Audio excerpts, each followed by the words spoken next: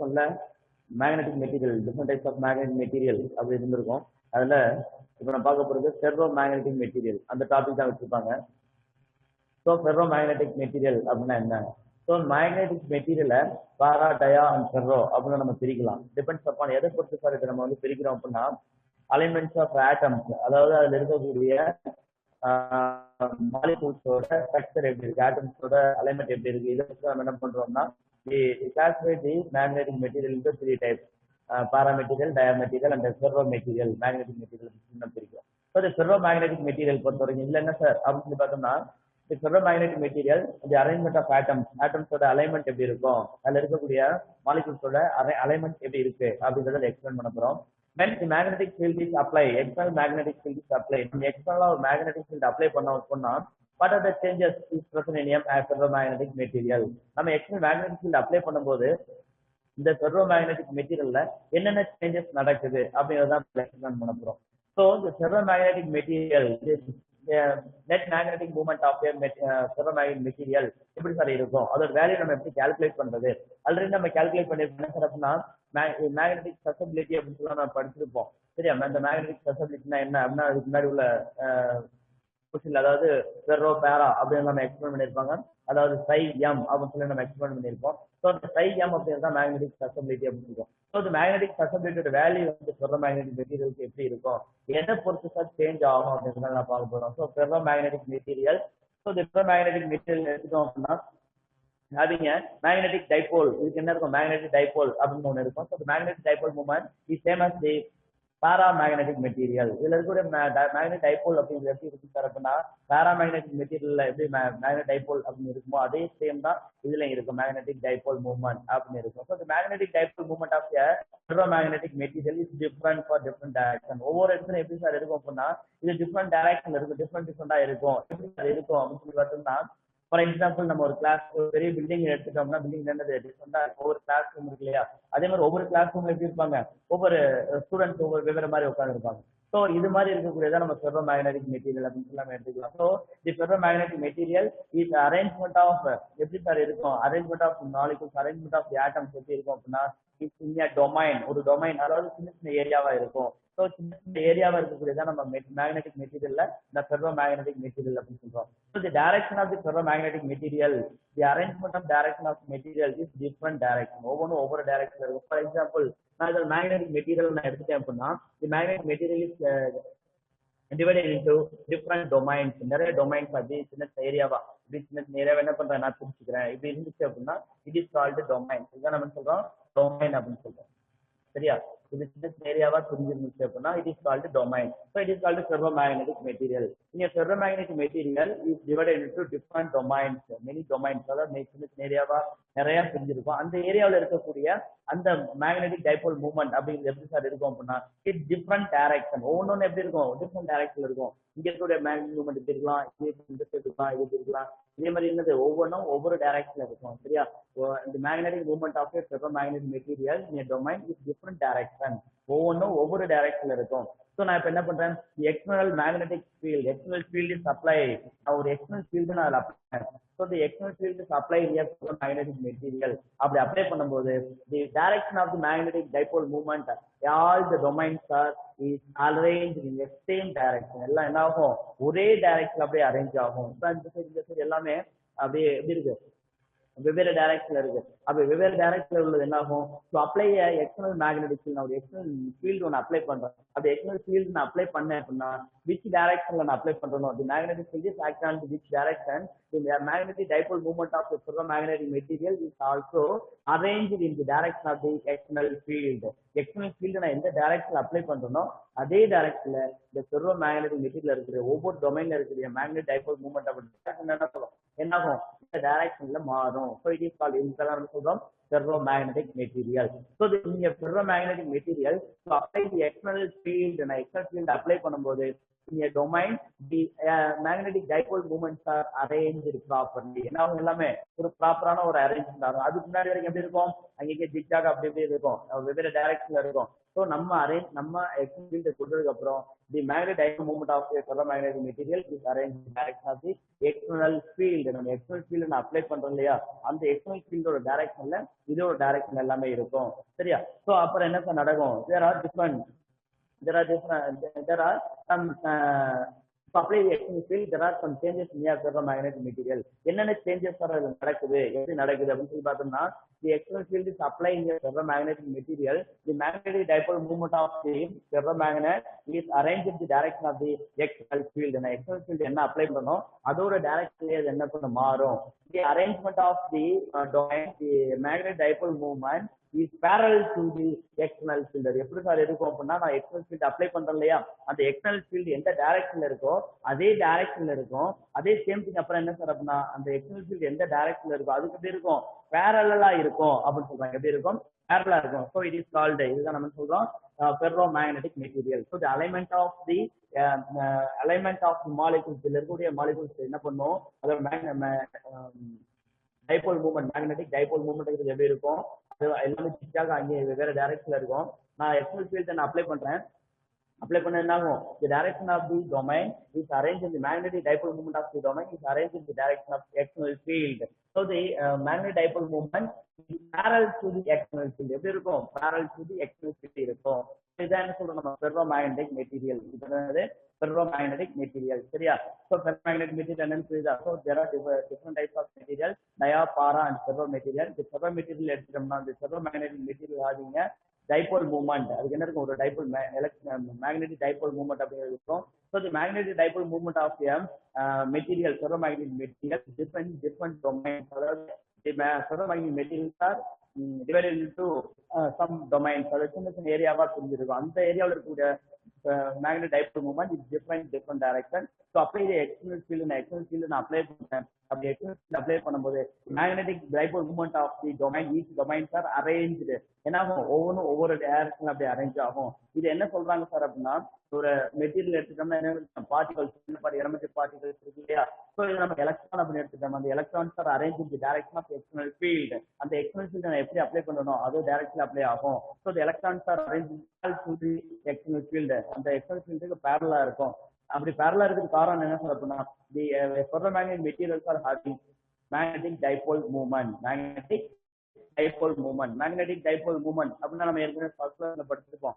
Dipole அப்படின்னு சொல்லி படிச்சிருப்போம், டிஃபரண்ட் போல்ஸ் அப்படின்னு சொல்லி படிச்சோம் இல்லையா. So the ferromagnetic materials are having dipole movement. So the dipole movement எந்த டைரக்ஷன்ல இருக்கு சார் அப்படின்னா, எக்ஸ்டர்னல் ஃபீல்டோட டைரக்ஷன்ல இருக்கும், parallel to the external field. சரிங்களா? புரியுதா? புரியுதுங்களா? Yes, sir. Okay. So ferromagnetic material which electric field, allow external field is applied on a ferromagnetic material, which direction the domains are arranged in that direction. The domains எல்லாம் எப்படி என்ன ஆகும், அந்த டைரக்ஷன்ல arrange ஆகும். சரிங்களா? ஸோ நம்ம magnetic field அப்படிங்கிறத இந்த டைரக்ஷன்ல அப்ளை பண்ணா இதோட டைரக்ஷன்ல அரேஞ்ச் ஆகும். நம்ம எந்த டைரக்ஷன் மேக்னெட்டிக் ஃபீல்ட் கொடுக்குறோமோ, எக்ஸ்டர்னல் ஃபீல்டு கொடுக்குறோமோ, எந்த டைரக்ஷன்ல எக்ஸ்டர்னல் ஃபீல்டு கொடுக்குறோமோ, the arrangement of atoms, the arrangement of electrons are arranged in that direction. The magnetic field is rotated. நான் என்ன பண்றேன், இந்த மேக்னெட்டிக் ஃபீல்ட நான் ரொட்டேட் பண்றேன். அப்படி ரொட்டேட் பண்ண என்ன சார் ஆகும் அப்படின்னா, the direction of arrangement of electron also spin. அது என்ன ஆகும், ரொட்டேட் ஆக ஆரம்பிக்கும். So the electrons are having spin rotation. அது என்ன அந்த spin rotation. The direction of the magnetic field is rotation. Magnetic field rotate பண்ண ஆரம்பிச்சேன் அப்படின்னா, the electron, arrangement of electron in a domain is also rotated. அது என்ன பண்ண ஆரம்பிக்கும், ரொட்டேட் பண்ண ஆரம்பிக்கும், ஸ்பின் ஆக ஆரம்பிக்கும். ஸோ இதெல்லாம் நடக்கணும்னா என்ன சார் அப்ளை பண்ணணும் அப்படின்னா, external field, strong external field apply பண்ண எப்படி இருக்கும், ஸ்ட்ராங்கான ஒரு எக்ஸ்டர்னல் ஃபீல்டா இருந்துச்சு அப்படின்னா, to change the domain, arrangement of the domain. நான் என்ன பண்ணலாம், அந்த டொமைனை சேஞ்ச் பண்ணலாம். அந்த மெட்டீரியல் இருக்கக்கூடிய எலக்ட்ரான்ஸை, அந்த ஃபெர்ரோமேக்னெட்டிக் மெட்டீரியல் இருக்கக்கூடிய எலக்ட்ரான்ஸை நான் என்ன பண்ண முடியும், ஒரே டைரக்ஷன்ல நான் அரேஞ்ச் பண்ண முடியும். சரியா? there are different types of ferromagnetic material. Ferromagnetic material இருக்கு. எக்ஸாம்பிள் என்ன சொல்லலாமா? Iron, nickel, cobalt, these are the examples for ferromagnetic material. So the ferromagnetic material apply the external field. The arrangement of the electrons are arranged in the direction of the external field and parallel to the external field. These are called ferromagnetic material. It's called ferromagnetic material. சரியா? புரியுதா? So the properties of ferromagnetic material என்ன sir அப்படின்னு சொல்லி பார்த்தோம்னா, there are different properties. நம்ம compare to the para, dia இதெல்லாமே பின்னாடி ஒரு டேபிள் காலம் கொடுத்துருப்பாங்க. compare to the properties of paramagnetic material, diamagnetic material, ferromagnetic material அப்படின்னு சொல்லி கொடுத்துருப்பாங்க. இதுல பார்க்கலாம் what are the properties of ferromagnetic material. ferromagnetic material properties என்ன சார் அப்படின்னு சொல்லி பார்த்தோம்னா, the magnetic susceptibility of a ferromagnetic material is positive and large value. magnetic susceptibility அப்படின்னு என்ன சார் அப்படின்னா, நம்ம psi அப்படின்னு ஒரு வேர்ட் நம்ம psi m அப்படின்னு சொல்லி பயன்படுத்தியிருப்போம். So the psi m is called the magnetic susceptibility of a ferromagnetic material. A ferromagnetic material, magnetic susceptibility of ferromagnetic material is positive and also large value. இது value எப்படி இருக்குன்னு சொல்றாங்க, large வேல்யூவா இருக்கும். அது மாதிரி என்னது, பாசிட்டிவ் வேல்யூவா இருக்கும். ஸோ மேபி பாராமேக்னெட்டிக் டயமேக்னெட்டிக்கோட மேக்னெட்டிக் சஸ்பென்ஷன் வேல்யூ நெகட்டிவா இருக்கலாம், ஸ்மால் வேல்யூவா இருக்கலாம். But the ferromagnetic material, the magnetic susceptibility value is positive value and also large value.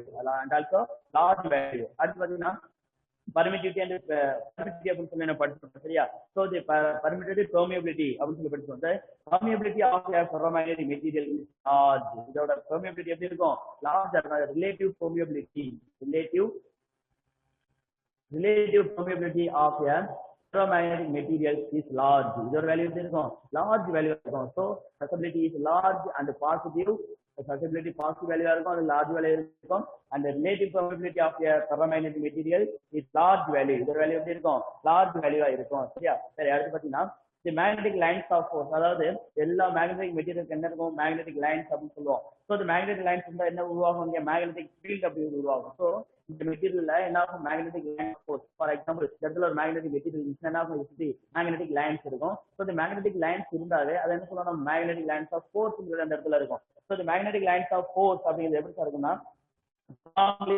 some magnetic lines of force. The ferromagnetic materials are having some magnetic lines of force. இதோட lines of force இருக்குன்னா some lines of force இருக்கும். So the ferromagnetic material is which place எந்த ஒரு place வச்சாலும் it have a strong magnetic field. என்ன இருக்கும்? ஒரு ஸ்ட்ராங்கான magnetic field இருக்கும். So magnetic susceptibility is positive, magnetic susceptibility is large value, relative permeability of the ferromagnetic material is large. The magnetic field of lines, இருக்கும். So the magnetic field of lines, strength of the magnetic field is greater, is large for ferromagnetic material. ferromagnetic material அது strength சொல்றாங்க, அதிகமா இருக்கும் அப்படின்னு சொல்றாங்க. அடுத்து பாத்தீங்கன்னா the susceptibility of the ferromagnetic material is inversely proportional to. எதுக்கு sir inversely proportional இருக்கும்? susceptibility அப்படின்னு சொல்றோம் இல்லையா? So susceptibility is inversely proportional to for example temperature அப்படின்னு சொல்லி நம்ம சொல்லுவோம். அதாவது ஒவ்வொரு மெட்டீரியலையும் நம்ம டெம்பரேச்சர் இன்க்ரீஸ் பண்ணோம் அப்படின்னா அதோட ப்ராப்பர்ட்டி என்ன பண்ணும்? மாறும். இங்க என்ன பண்ணும்? அதே மாதிரி டெம்பரேச்சர் நம்ம இன்க்ரீஸ் பண்றோமா டிக்ரீஸ் பண்றோமா அப்படின்னு பார்த்தோம்னா the temperature is decreases, magnetic susceptibility is inversely proportional to temperature. magnetic susceptibility is inversely proportional to temperature. இது ferromagnetic material. So ferromagnetic material என்ன? அந்த ferromagnetic material நம்ம எப்படி அலைன் பண்ணலாம், எப்படி தான் சேஞ்ச் பண்ணலாம்? So ferromagnetic material ஓட examples of nickel, iron and cobalt is examples for ferromagnetic material. One more question கேட்கலாம். At magnetic susceptibility of the ferromagnetic material is positive and large value, and the relative permeability of the ferromagnetic material is large value.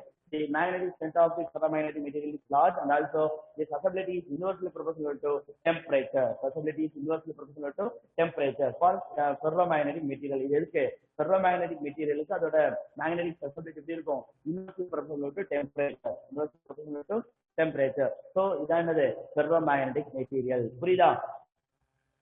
புரியுதுங்களா? சரி, அடுத்து பாத்தீங்கன்னா Curie-Weiss law. என்ன sir Curie-Weiss law?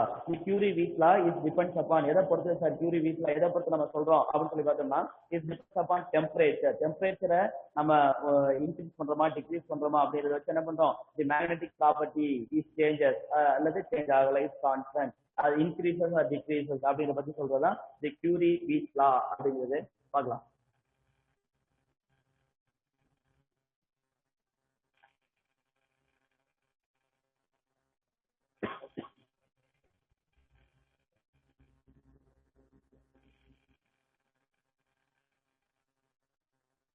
எல்லா magnetic மெட்டீரியலுக்குமே ஒரு temperature உண்டு. அதாவது நமக்கு சேச்சுரேஷன் டெம்பரேச்சர் அப்படின்னு சொல்லுவோம். அந்த சேச்சுரேஷன் டெம்பரேச்சர் அப்படிங்கிறது என்ன சொல்லுவோம் அப்படின்னா கிரிட்டிக்கல் டெம்பரேச்சர் அப்படின்னு சொல்லுவோம். So the magnetic material is reach A critical temperature. எப்போது கிரிட்டிக்கல் டெம்பரேச்சர் ரீச் ஆகுதோ அதோட டெம்பரேச்சர் ரீச் ஆனிச்சு அப்படின்னா எந்த கிரிட்டிக்கல் டெம்பரேச்சர் ரீச் ஆகுதோ அது அப்போ அதோட ப்ராப்பர்ட்டி என்ன? அப்ப டெம்பரேச்சரை நான் கொஞ்சம் கொஞ்சமா இன்க்ரீஸ் பண்றேன். அப்ப கிரிட்டிக்கல் டெம்பரேச்சர் ரீச் ஆகுது. அப்ப அதோட ப்ராப்பர்ட்டி எப்படி இருக்கு? மாறுதா மாறலையா? சேஞ்ச் ஆகுதா சேஞ்ச் ஆகுது?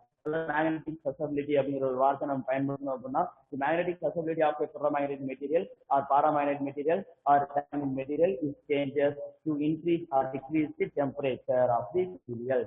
அந்த மெட்டீரியலோட டெம்பரேச்சர் நம்ம இன்க்ரீஸ் பண்றோம், டிக்ரீஸ் பண்றோம். இன்க்ரீஸ் பண்ணாலும் டிக்ரீஸ் பண்ணாலும் என்ன ஆகும்? அது என்ன ஆகும்? சேஞ்ச் ஆகும். சரியா?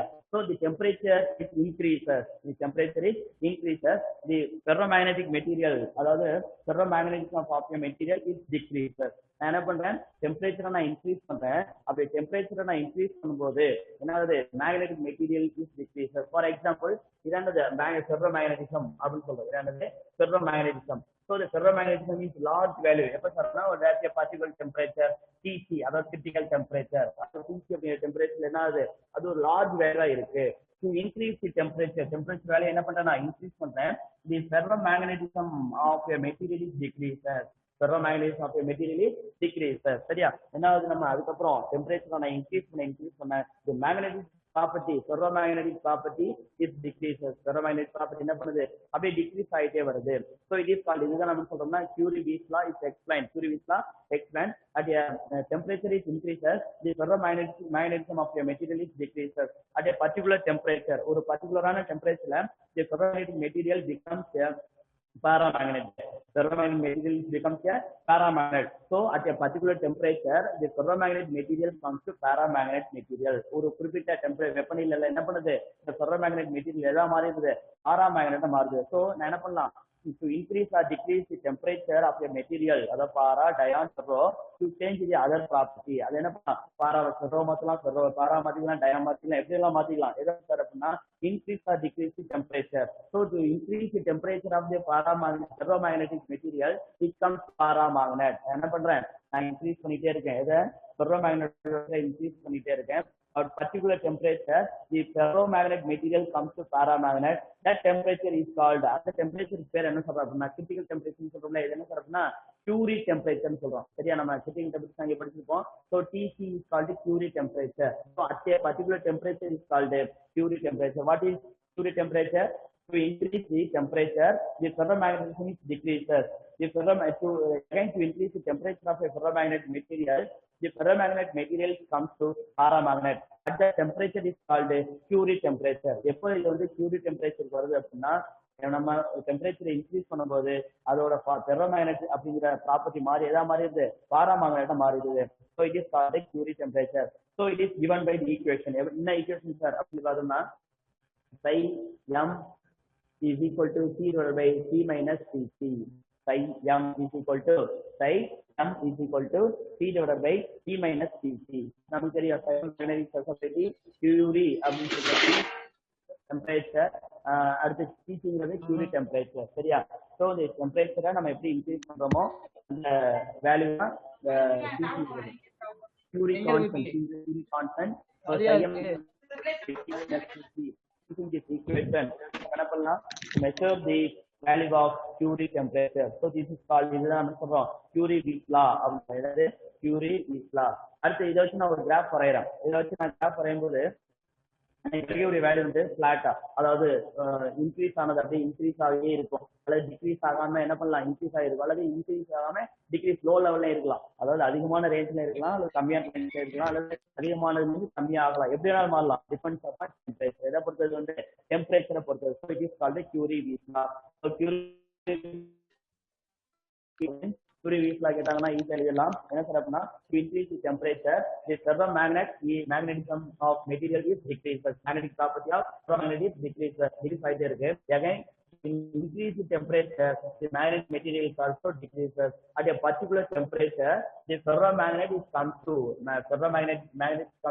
paramagnet. Ferromagnet எதா மாறிடுது? paramagnet மாறிடுது. At that particular temperature is called Curie temperature. At that particular temperature is called a Curie temperature. Is represented in the equation psi m is equal to T by T minus Qc. Psi m is called the magnetic susceptibility. T is called the Curie constant. T is called the temperature. Pc is called the Curie temperature. So using this equation to measure the susceptibility of a material and the Curie temperature of the material. எதனால நம்ம என்ன பண்ண முடியும்? Calculate பண்ண முடியும். இது கொடுத்து இதை கேட்கலாம் அல்லது இதை கொடுத்து என்ன பண்ணலாம்? இது கேட்கலாம். இது 1 மார்க் क्वेश्चन கேட்கறதுக்கு சான்சஸ் இருக்கு. இதை கொஞ்சம் நல்லா பாத்துங்க. கண்டிப்பா ஒரு 3 மார்க் क्वेश्चन கண்டிப்பா வரும். Curie Weis law is important question. சரிங்களா? அடுத்து பாத்தீங்கன்னா ஹிஸ்டரிஸ். என்ன சார் ஹிஸ்டரிஸ் அப்படின்னா என்ன சார் அப்படின்னா the magnetic property is changes. magnetic property என்ன பண்ண போறேன்? நான் சேஞ்ச் பண்ண போறேன். அந்த மேக்னெட்டிக் ப்ராப்பர்ட்டி சேஞ்ச் பண்ணி அதாவது இன்க்ரீஸ் பண்ண மேக்னெட்டிக் டைபோல் மூவ்மெண்ட் சொன்னோம், அதே மாதிரி மேக்னெட்டிக் சஸ்டெபிலிட்டி சொன்னோம். இது மாதிரி ஏதாவது ப்ராப்பர்ட்டி எடுத்து என்ன பண்ண போறேன்? நான் இன்க்ரீஸ் பண்ண போறேன். அப்படி இன்க்ரீஸ் பண்ணும்போது அது எப்படி சேஞ்ச் ஆகுது, எதை பொறுத்து சேஞ்ச் ஆகுது, சேஞ்ச் ஆகுதுன்னா ஆகலையா அப்படின்றத பார்க்க போறோம். ஸோ ஃபெர்ரோமேக்னெட்டிக் மெட்டீரியல் அப்படின்னு நான் எடுத்துக்கிறேன். ஃபெர்ரோமேக்னெட்டிக் மெட்டீரியல் எப்படி மேக்னெட்டிக் ஃபீல்டு நான் வச்சுட்டேன். To increase the property of magnetic field or to decrease the magnetic field, increase ஆகுதா decrease ஆகுதா பார்க்கலாம்.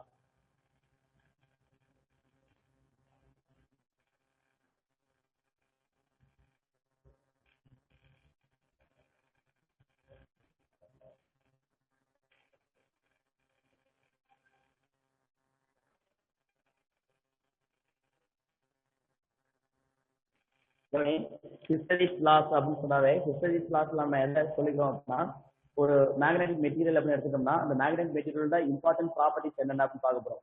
ஒரு மேக்னெட்னு எடுத்துட்டோம்னா இம்பார்ட்டன்ட் ப்ராப்பர்ட்டிஸ் என்ன?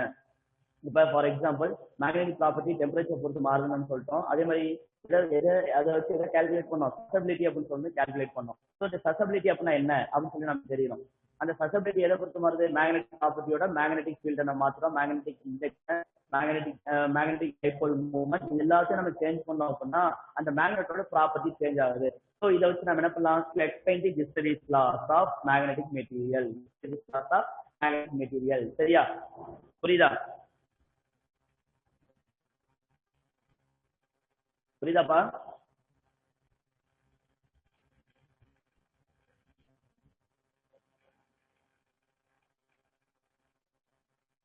magnetic field, the magnetic property of ferromagnetic material, magnetic property of ferromagnetic material is changes according to the magnetic field. according to எதை பொறுத்து மாறுது?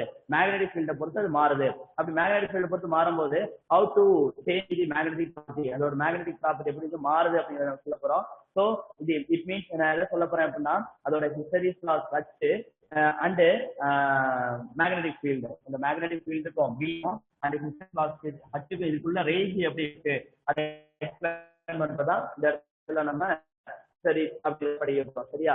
அதாவது மேக்னெட்டிக் ப்ராப்பர்ட்டி எப்படி மாறுது, மேக்னெட்டிக் ப்ராப்பர்ட்டி எப்படி மாறுது செஞ்சாலும் டிபெண்ட்ஸ் அப்பான் எதை பொறுத்து சார் அப்படின்னா பொறுத்து எப்படி மாறுது அப்படின்னு சொல்றதுதான். So is equal to mu அப்படின்னு சொல்லுவோம். is equal to mu, இதுதான் is equal to mu.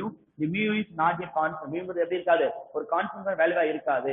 அதை எக்ஸ்பிளைன் பண்றதா this graph. இந்த கிராஃப் நாங்க பயன்படுத்துறோம். So the ferromagnetic material நான் எடுத்துக்கிறேன். the ferromagnetic material is placed in a magnetic field. நான் என்ன பண்றேன்? ஒரு magnetic field வச்சிரேன். the magnetic property of ferromagnetic material is slowly increases. எப்படி என்னது? ஸ்லோவா அப்படியே இன்க்ரீஸ் ஆகுது. slowly increases and reach the value of saturation value. என்ன பண்ணுது? ஒரு saturated value ரீச் ஆகுது. A ல இருந்து C அப்படிங்கிற saturated value ரீச் ஆகுது. Again the ferromagnetic material is placed in a magnetic field. திரும்ப நான் என்ன பண்றேன்? ஒரு magnetic field வச்சிருக்கேன். Boys and girls கேக்குதா? Yes sir. அப்படியே லைன்ல இருக்கணும்.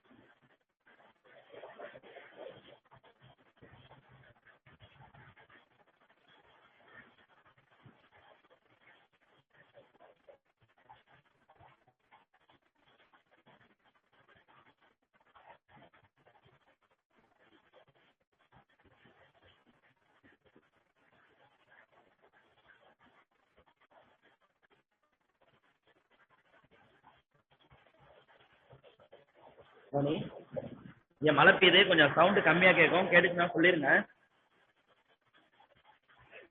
புரியுதா? Yes, sir. சரி.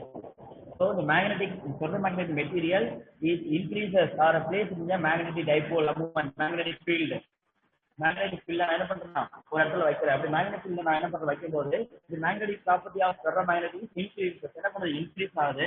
And reach the value of saturated value and goes to reach saturated value C. ஒரு சேச்சுரேட்டட் வேல்யூ போய் ரீச் ஆயிருது.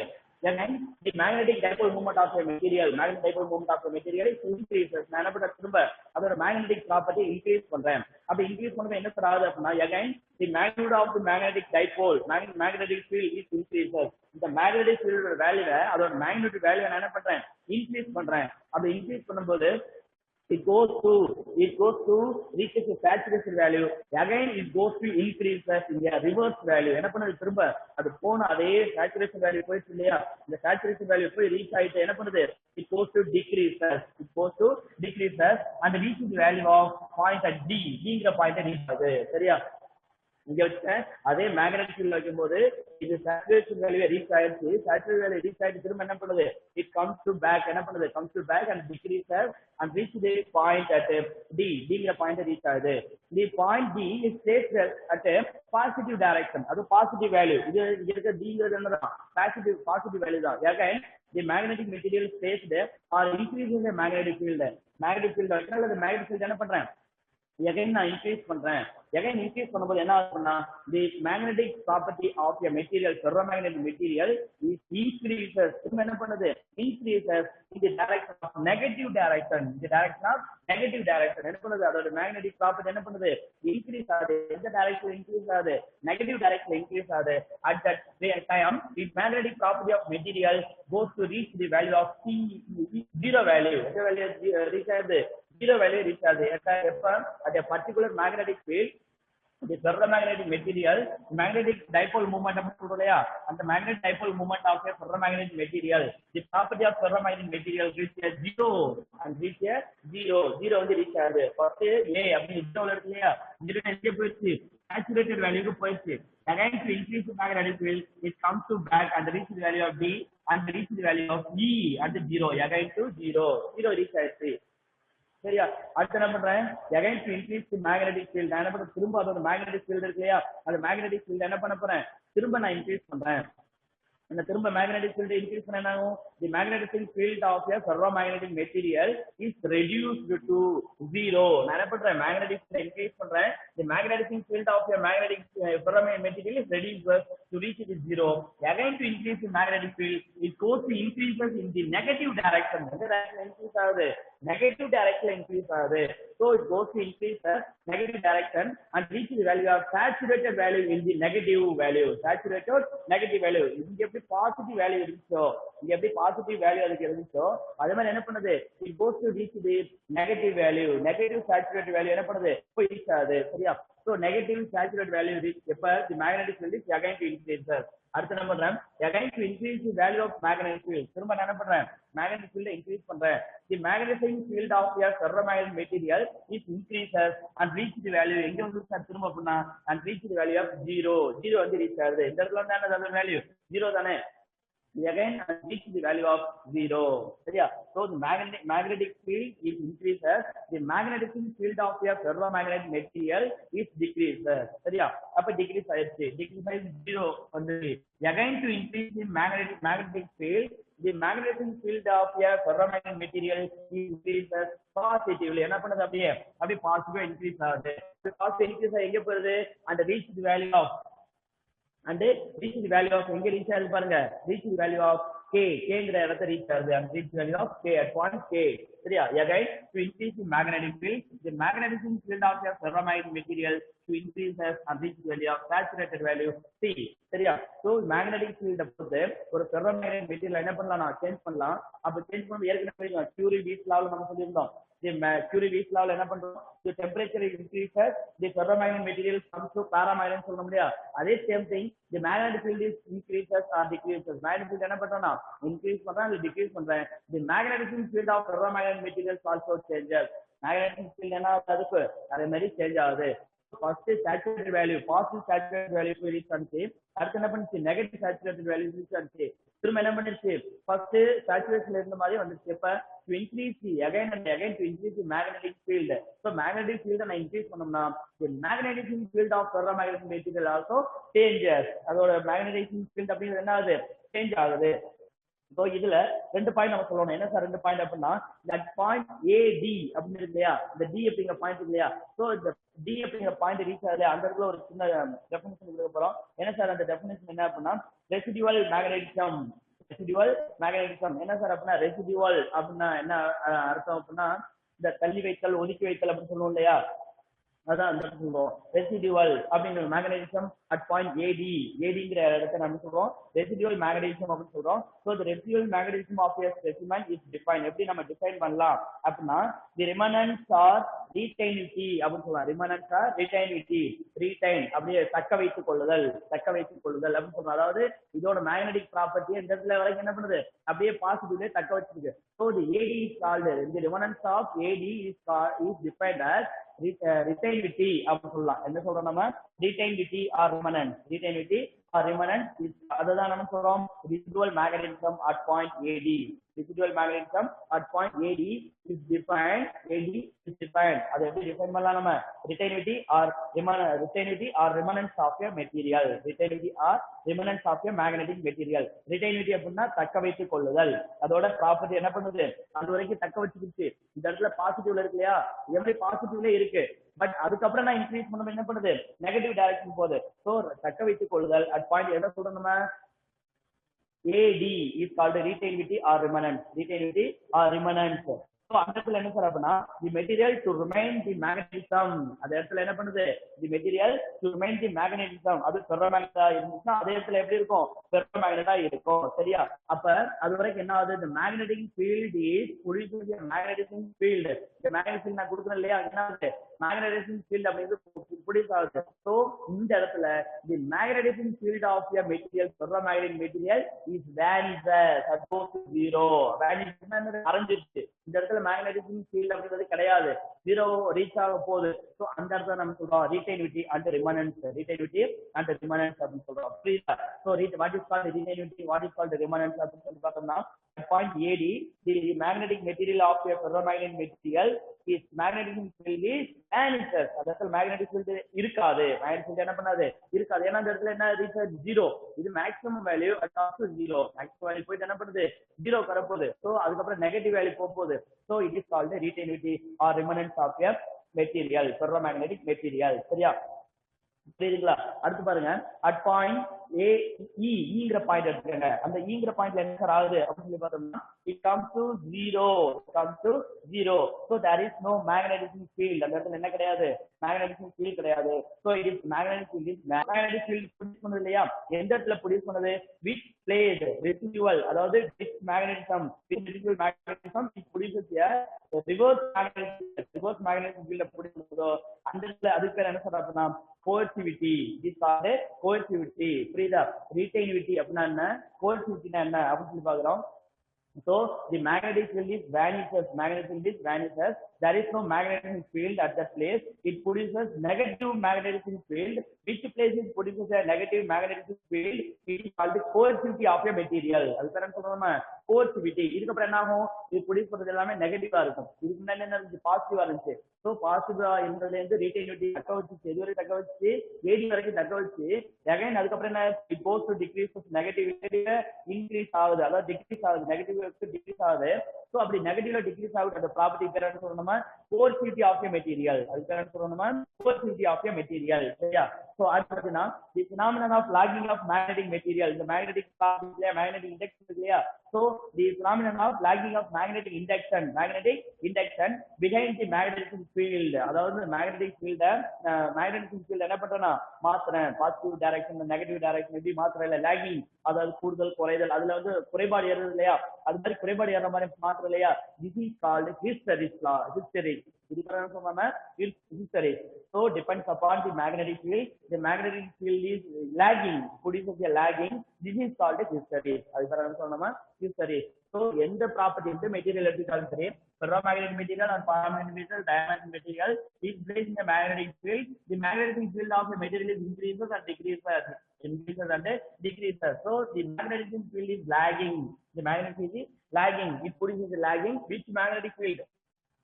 applied அதாவது எக்ஸ்டர்னல் நம்ம மேக்னெட்டிக் கொடுக்கிறோம் இல்லையா, இதுதான் என்ன பண்ணுது அந்த லாகிங் ப்ரொடியூஸ் பண்ணுது. So this is called, this phenomenon is called, அந்த phenomenon பேர் என்ன சொல்றோம் நம்ம, ஹிஸ்டெரிஸ் அப்படின்னு சொல்றோம். அது பேர் என்னது, hysteresis. So what is called hysteresis loss. இப்போ சொல்ல போற அடுத்து what is called hysteresis loss. Hysteresis லாஸ்னா என்ன அப்படின்னு சொல்லி பார்க்க போறோம்.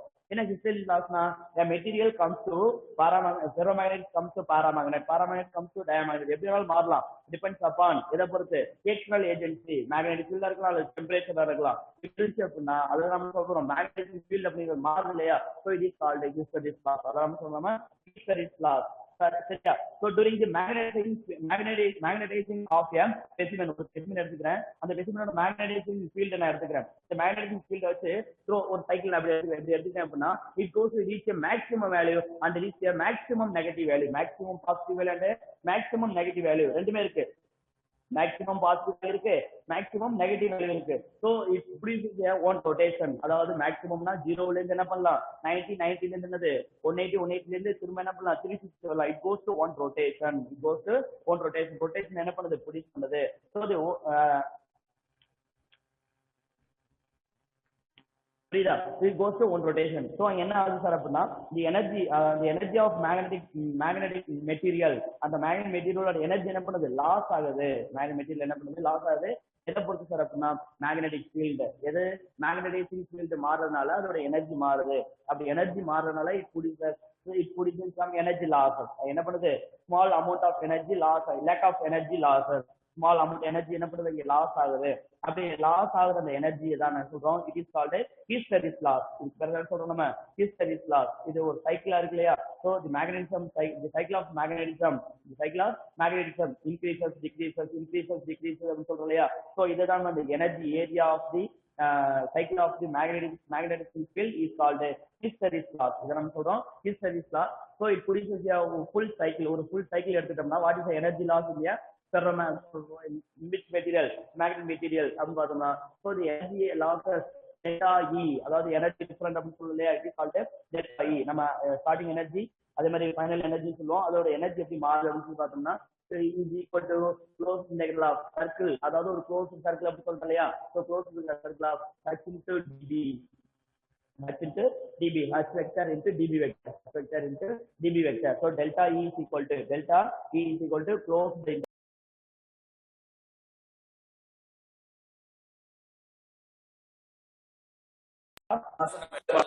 so the hysteresis loss அப்படினா depends upon the external agency. என்ன magnetic field நான் அப்ளை பண்றேன், magnetic field அப்ளை பண்றதுனால the magnetic field is increases or decreases, sometimes goes to 0 கூட இருக்கலாம். சரியா, increase ஆகுது, decrease ஆகுது, 0 கூட இருக்கலாம். so it produces a orientation of a orientation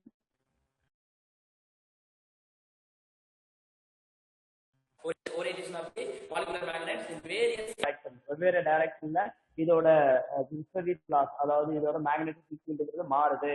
so இதை நம்ம சொல்றோம் ஹிஸ்டெரிஸ் லாஸ் அப்படின்னு சொல்றோம். ஸோ இது energy of a material changes, energy change ஆகுது. It produces some loss, energy losses. So energy losses delta is equal to closed integral of h vector into db vector, h vector into db vector. இந்த இடத்துல என்ன சொல்றோம், b அப்படிங்கிறது என்ன சொல்றோம்னா magnetic ஃபீல்டா, bங்கிறது என்னது, b is magnetic field, b is the unit of magnetic field is equal to ampere meter square, ampere meter square. சரியா, magnetic field அப்படிங்கிறது ஒரு ஏரியா அப்படிங்கறதுனால என்ன சொல்றோம், b the unit of b is ampere meter square, ampere meter square. அடுத்து பாத்தீங்கன்னா the unit of h is called ampere per meter, ampere per meter. சரிங்களா, b ஓட யூனிட் என்ன சார் அப்படினா ampere meter square, the unit of h அப்படிங்கிறது என்ன sir அப்படினா ampere per meter.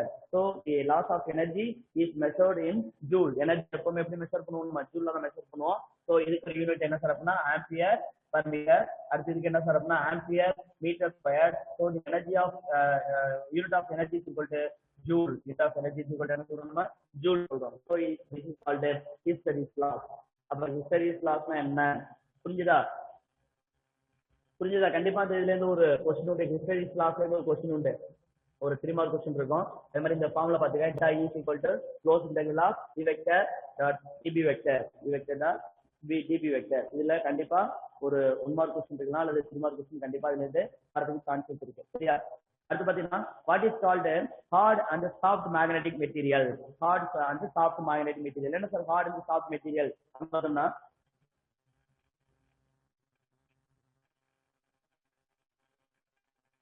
Heart and soft material. என்ன ஹார்ட் அண்ட் சாஃப்ட் மெட்டீரியல் ஏதாவது நமக்கு தெரியுமா? ஹார்ட் மெட்டீரியல் எதை சொல்லுவோம், சாஃப்ட் மெட்டீரியல் அப்படின்னு எதை சொல்லுவோம்? The area of the material depends upon என்னது ஹார்ட் அண்ட் சாஃப்ட் மெட்டீரியல். நான் ஏரியா வச்சு என்ன பண்ண போறேன், அது ஹார்ட் மெட்டீரியலா அல்லது சாஃப்ட் மெட்டீரியலா அப்படின்னு சொல்ல போறேன். The size of the material, மெட்டீரியலோட சைஸை வச்சு, அதாவது ஹிஸ்டரிஸ் லாஸ்ல நம்ம டயக்ராம் வரைஞ்சோமா, டு காய hysteresis diagram the materials are divided into hard and soft material. என்ன பண்ணலாம், hard material and soft material என்ன பண்ணலாம், divide பண்ணலாம். So the hard materials are having large area. Hard materials அப்படிங்கிறது எப்படி இருக்கும், அது ஒரு large ஏரியாவா இருக்கும்னு சொல்றாங்க. ஸோ ஹார்ட் மெட்டீரியல் அப்படிங்கிறது ஒரு பெரிய ஏரியாவா இருந்துச்சு அப்படின்னா, நம்ம ஹிஸ்டரிஸ் கிளாஸ்ல ஒரு படம் வரைஞ்சோம் இல்லையா? ஸோ ஹிஸ்டரிஸ் கிளாஸ்ல எப்படி வரைஞ்சோம், ஹிஸ்டரிஸ் கிளாஸ் இப்படி வரைஞ்சோம் இல்லையா? ஸோ இந்த ஹிஸ்டரிஸ் கிளாஸ்ல வரையக்கூடிய அந்த டயக்ராம் எப்படி இருக்கு அப்படிங்கிறத வச்சு என்ன பண்ணலாம், the materials are divided into hard material and soft material. Divided into hard material and soft material. Hard மெட்டீரியலாக பிரிக்கலாம், அதே மாதிரி சாஃப்ட் மெட்டீரியலாக பிரிக்கலாம். Depends upon the area of the material. Material, the area of the material is large area. The hard materials are having large area, soft materials are having small area. அப்ப hard material அப்படிங்கிறது எப்படி sir இருக்கும் அப்படின்னா, அதோட area பெரிய ஏரியாவா இருக்கும். அதே மாதிரி சாஃப்ட் மெட்டீரியல் அப்படின்னு எடுத்துட்டா அதோட ஏரியா எப்படி இருக்கும், ஸ்மால் ஏரியாவா இருக்கும். சரியா? Small area material is called soft material, larger area of material is called hard material. சரிங்களா? புரியுதா? இது எப்படி சார் நம்ம எக்ஸ்பிளைன் பண்றது அப்படின்னு சொல்லி பார்த்தோம்னா, larger area and smaller area அப்படின்னா இது திக்கா இருக்கா தின்னா இருக்கா அப்படின்னு சொல்லி, இது வந்து ஒரு சிஸ்டரிஸ் டயக்ராம். இது நான் ஒரு சிஸ்டரிஸ் டயக்ராம் வரைச்சேன். இது எதுக்கு அப்படின்னா, ஃபார் எக்ஸாம்பிள் சாஃப்ட் எடுத்துக்கலாம், சிலிகான் அப்படின்னு சிலிகானுக்கு வரைஞ்ச சிஸ்டரிஸ் டயக்ராம். இது நான் என்ன பண்றேன், இன்னொரு டயக்ராம் வரைகிறேன். இதோட சைஸ் பாத்துக்கங்க. அடுத்து நான் அடுத்து வரையக்கூடிய ஹார்ட் மெட்டீரியல் இல்லையா, அதுக்கான சைஸ் பாத்துக்கங்க. கார்பனுக்கு வரைகிறேன், கார்பன் அதுக்கான diagram. So the hysteresis loss of carbon பாத்தீங்கன்னா இதோட அது எப்படி இருக்கு, பெருசா இருக்கு இல்லையா? சோ தி ஹிஸ்டரிஸ் லாஸ் வச்சு என்ன சொல்றேன், the small area is called soft material, large area is called hard material. Small area வந்தா அது என்ன சாஃப்ட் மெட்டீரியல் சொல்றோம், அது லார்ஜ் ஏரியா வந்தா அது சொல்றோம் ஹார்ட் மெட்டீரியல் சொல்றோம். So depends upon the area of the material. The materials are divided into எந்த ஏரியா, ஹிஸ்டரிஸ் டயக்ராம் இருக்கு இல்லையா? ஸோ டு காய history diagram even every material, எல்லா மெட்டீரியல் நான் என்ன பண்றேன், ஒவ்வொரு மெட்டீரியல் நான் ஹிஸ்டரிஸ் டயக்ராம் வரைகிறேன். Depends upon the history diagram, materials are classified into hard material and soft material, hard material and soft material. So for example soft material இங்க என்ன சொல்லிருக்காங்க, silicon. For example for hard material carbon. சரியா?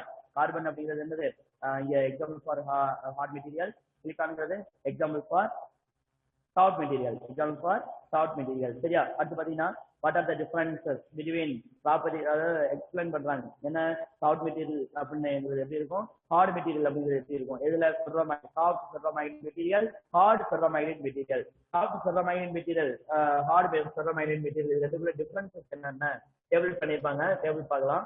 First point என்ன சொல்லியிருக்காங்க பார்க்கலாம். First point பாருங்க, இந்த external field is removed. நான் எக்ஸ்டர்னல் ஃபீல்ட் வந்து ரிமூவ் பண்ணிட்டேன். அதாவது நம்ம கொடுக்கக்கூடிய எக்ஸ்டர்னல் ஃபீல்ட் இருக்கு இல்லையா, அந்த எக்ஸ்டர்னல் ஃபீல்ட் வந்து ரிமூவ் பண்ணியாச்சு அப்படின்னா சாஃப்ட் மெட்டீரியல் எப்படி இருக்கும், ஹார்ட் மெட்டீரியல் எப்படி இருக்கும், சாஃப்ட் மெட்டீரியல் எப்படி இருக்கும், ஹார்ட் மெட்டீரியல் இருக்கும். To apply the external field, நம்ம எக்ஸ்டர்னல் ஃபீல்டு அப்ளை பண்ணாதான் தி ஹிஸ்டரிஸ் டயக்ராம் நம்மளால வரைய முடியும். அப்படி நான் எக்ஸ்டர்னல் ஃபீல்டு என்ன பண்ணிட்டேன்னா, to remove the external field, external field என்ன பண்ணிட்டேன், ரிமூவ் பண்ணிட்டேன். எக்ஸ்டர்னல் ஃபீல்ட் என்ன பண்ணிட்டேன், ரிமூவ் பண்ணிட்டேன். தி சாஃப்ட் மெட்டீரியல் அப்படிங்கிறது எப்படி சார் இருக்கும் அப்படின்னா, magnetic property of a soft material is disappear. Magnetic field அப்படின்னு சொல்லுவோம் இல்லையா? So the magnetic field of a soft material is disappear. அதுல பார்த்தோம்னா persist, அது அப்படியே இருக்கும், அப்படியே கண்டினியூ ஆயிட்டே இருக்கும். இதுல என்ன இருக்கும், டிசப்பியர் ஆயிரும். அது எப்படி இருக்கும், கண்டினியூ ஆயிருக்கு. இதுல இருக்காது, இல்லைன்னா கண்டினியூ ஆயிட்டே இருக்கும். So magnetic field of magnetization of a material is disappear. அதுல பாத்தீங்கன்னா magnetization of a material is persist அப்படின்னு சொல்றாங்க. சரியா? அடுத்து பாத்தீங்கன்னா ஏரியா ஆஃப் a loop, ஏரியாவை நம்ம சொல்றோம்.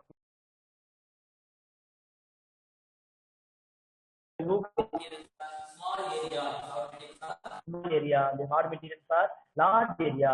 hard material அப்படிங்கிறது எப்படி இருக்கும், லார்ஜ் ஏரியாவா இருக்கும். சாஃப்ட் மெட்டீரியல் அப்படிங்கிறது எப்படி இருக்கும், ஸ்மால் ஏரியாவா இருக்கும். அடுத்து ரீடைன்விட்டி, என்ன சார் ரீடைன்விட்டி அப்படிங்கிறது, வைத்துக் கொள்ளுதல் அப்படின்னு சொன்னோம் இல்லையா. ரீடைன்விட்டி ஆஃப் சாஃப்ட் மெட்டீரியல் ஸ்மால், இதோட வேல்யூ எப்படி இருக்கும், ஸ்மாலா இருக்கும். இது எப்படி இருக்கும், லார்ஜ் வேல்யூவா இருக்கும். ரீடைன்விட்டி அப்படின்னு சொன்னோம் இல்லையா, அதாவது லோ ஹை அப்படின்னு சொல்லலாம்.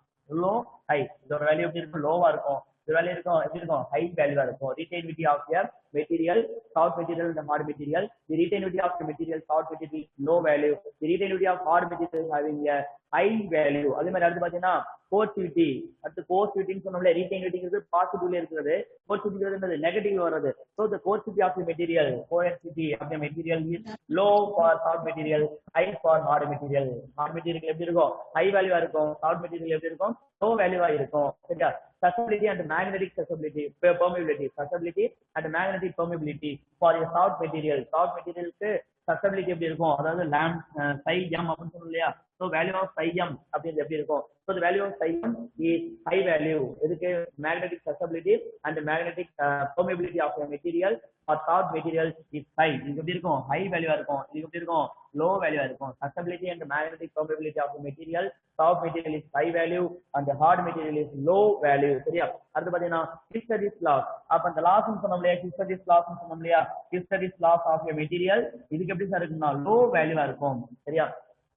ஹிஸ்டரிஸ் வேல்யூ எப்படி இருக்கும், லோ, அதாவது லெஸ் வேல்யூவா இருக்கும். லெஸ் ஹிஸ்டரிஸ் லாஸ் இஸ் புடிச்சிங்க soft material, less hysteresis loss are புடிச்சிங்க soft material. இதுல எப்படி சார் அப்படின்னா இந்த hard materials are புடிச்சிங்க more hysteresis loss. hard materials are புடிச்சிங்க more hysteresis loss. இதுல அதிகமான ஹிஸ்டரிஸ் லாஸ் ப்ரொடியூஸ் ஆகும், இதுல என்னது கம்மியான ஹிஸ்டரிஸ் லாஸ் ப்ரொடியூஸ் பண்ணும். சரியா. அடுத்து யூசஸ் பார்க்கலாம். என்ன சார் யூசஸ் இருக்கிறப்ப, what are the use of soft material, soft மெட்டீரியலோட யூசஸ் என்ன அப்படின்னு சொல்லி பார்த்தோம்னா, சொலினாய்டு, டிரான்ஸ்ஃபார்மர், இது எல்லாத்தையும் யூஸ் பண்றது என்னது soft material. Solenoid, transformer and electromagnet. Solenoid, transformer and electromagnet. சொலினாய்டுனா என்ன சார் கேள்விப்பட்டீங்களா, சொலினாய்டுங்கிறது என்ன, சொலினாய்டு சொலினாய்டு அப்படிங்கிறது என்னப்பா, டிரான்ஸ்ஃபார்மர் கேள்விப்பட்டிருக்கோம் இல்லையா.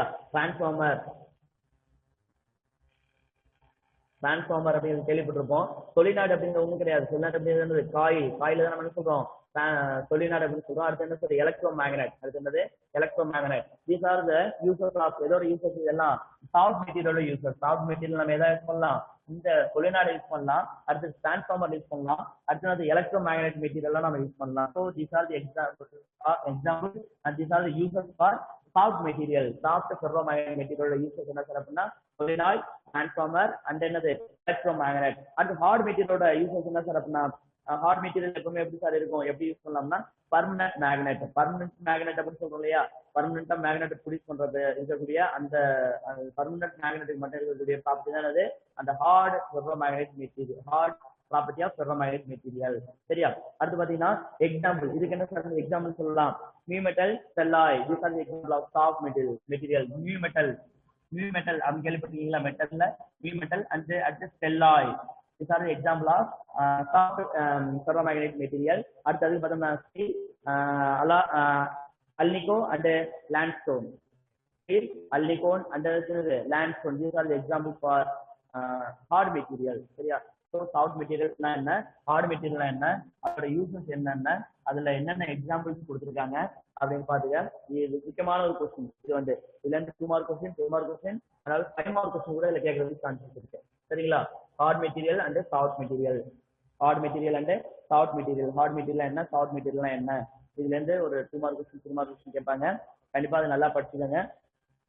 புரியுதுங்களா, புரியுதா?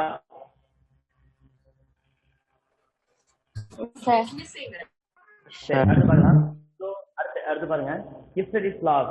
அந்த ஹிஸ்டரிஸ் லாஸோட அப்ளிகேஷன்ஸ் என்னென்ன இப்ப நம்ம பார்த்தோம், அதாவது ஹார்ட் அண்ட் சாஃப்ட் மெட்டீரியல் பார்த்தோம் இல்லையா, அதுல இருக்கக்கூடிய அந்த அப்ளிகேஷன்லாம் கொடுத்துருப்பாங்க.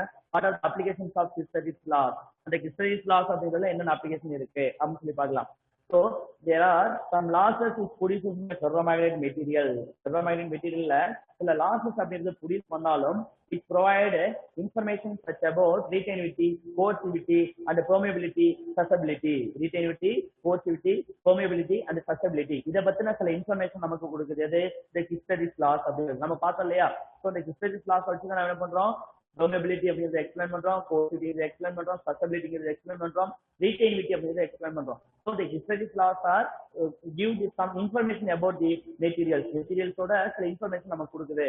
என்னென்ன இன்ஃபர்மேஷன் தெரிஞ்சுக்கலாம் நம்ம ரிட்டைன் இது Histredis laws வச்சு அப்படின்னா retainability, what is called retainability, what is called porosity, what is susceptibility, what is susceptibility of a material, what is permeability of a material, அந்த மெட்டீரியலோட permeability என்ன, susceptibility என்ன, porosity என்ன, அதே மாதிரி retainability அப்படிங்கிறது என்ன, இது எல்லா இன்ஃபர்மேஷன் எது சார் கொடுக்குது அப்படின்னா தி Histredis laws தான் நமக்கு என்ன பண்ணுது கொடுக்குது. சரியா? So the cycle of the magnetic Histredis law cycle of ferromagnetic material. So ferromagnetic material நம்ம Histredis law cycle போட்டோம் அப்படின்னா it explain the all property, all information. சரியா? அது என்ன பண்ணும் அந்த மெட்டீரியலை பத்தி எல்லா இன்ஃபர்மேஷன் நம்ம கொடுக்குறோம். ஃபார் எக்ஸாம்பிள் என்னென்ன இன்ஃபர்மேஷன் அப்படின்னா porosity of the material, retainability of the material, susceptibility of the material and the permeability of the material, permeability of the material இது எல்லாத்தையும் கொடுக்குது. சரியா?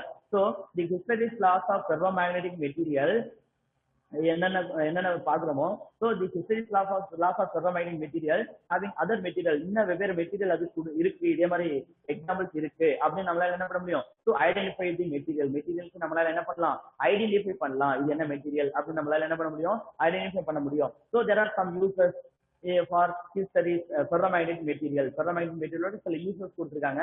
என்ன யூசஸ் சார் அப்படின்னு சொல்லி பார்த்தோம்னா பெர்மனன்ட் மேக்னெட். என்ன சார் பெர்மனன்ட் மேக்னெட் அப்படிங்கிறது என்ன?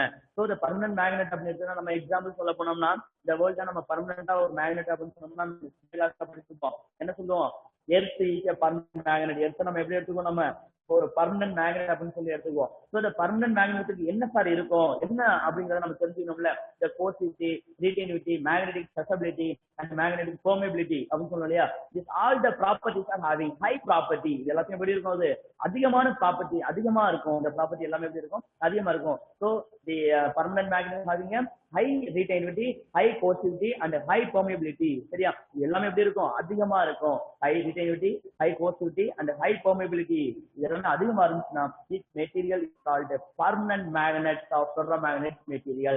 Permanent magnet of ferromagnetic material. For example, for permanent magnet of ferromagnetic material, இந்த எக்ஸாம்பிள் என்ன சார் அப்படின்னா நம்ம ஏற்கனவே சொன்னோம் steel and alnico and limestone, these are the example for hard material அப்படின்னு சொல்லிருந்தோம் இல்லையா. அந்த hard material தான் என்னது, இந்த permanent magnet. அதாவது the permanent magnet. So steel and alnico, these are the examples for permanent magnetic material. The permanent magnetic materials are having high retainability, high porosity and high permeability.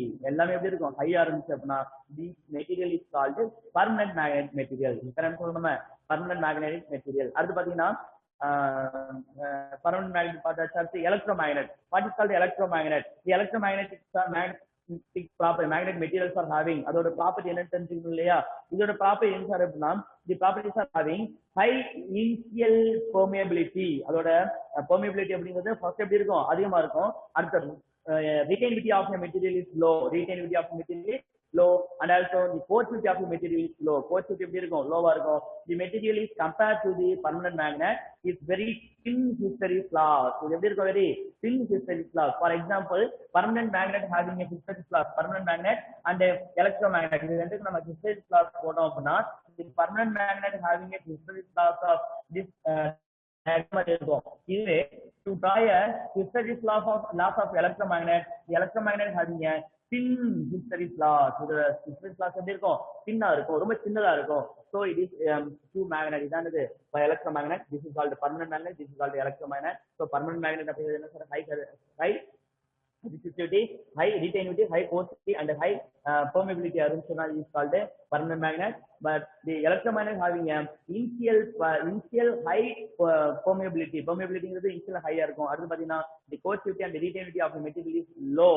Retainability and the porosity of the material is low இருக்கும். So these are putting the thin Histredis laws. ஒரு புடிச்சனுடைய loss எப்படி இருக்கும், thin-ஆ இருக்கும். அதோட value பாத்தீங்கன்னா ரொம்ப சின்ன value. அதாவது அந்த Histredis laws டயகிராம் போட அளவு எப்படி இருக்கும், ரொம்ப சின்னதா இருக்கும். ஏரியா சின்னதா இருக்கும். ஏரியா எப்படி இருக்கும், சின்னதா இருக்கும். அப்படி இருந்துச்சுன்னா it is called electromagnet. இது பேர் என்ன சொல்றோம், electromagnet அப்படின்னு சொல்றோம். சரிங்களா, புரியுதா?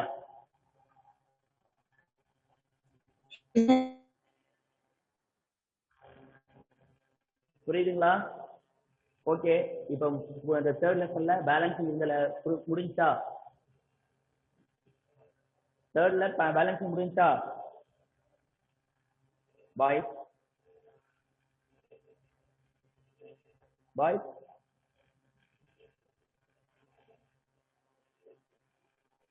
சார் 151 வரைக்கும் சார். என்னப்பா 151 வரைக்கும் சார். கேட்கலப்பா.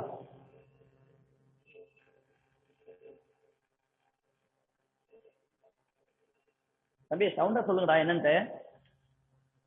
151 இல்ல sir.